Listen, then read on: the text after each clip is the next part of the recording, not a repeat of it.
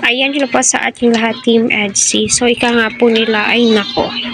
Kung si EDS ay di masyadong open sa mga sa loobin niya, damdamin niya kay fiancé. Ito naman pong si Kuya Val Santos Matubang ay taga-booking. O, diba? Taga-booking po siya kung ano po yung nararamdaman ni EDS, pure na nga ba? So, alam nyo, yung mga lalaki, marunong po yan silang kumilatis kung may something na sa dalawa. Especially tayong mga babae po, ayan, nauutal na po ako.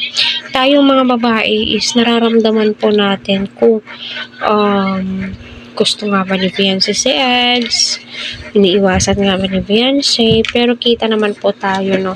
Kita naman po natin na nagsuswak po talaga silang dalawa. So, yung tipong handa silang mag-adjust para sa kanilang dalawa. Handa po silang intindihin yung isa't isa.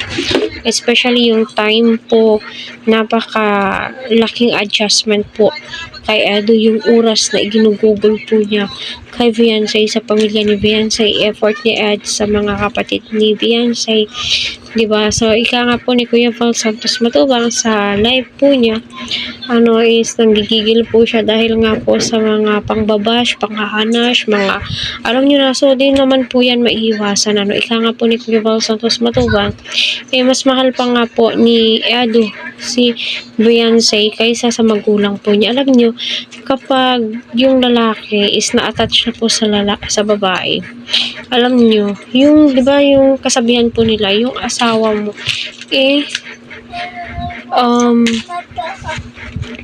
kayo na po yung magtutulungan, di ba?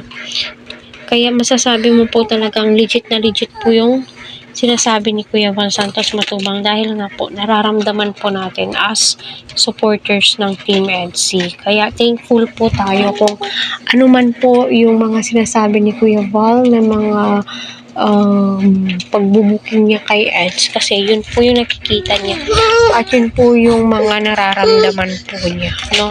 Iba lalaki po yan si Kuya Val, alam po niya kilatisin yung mga galaw ni EDS, diba?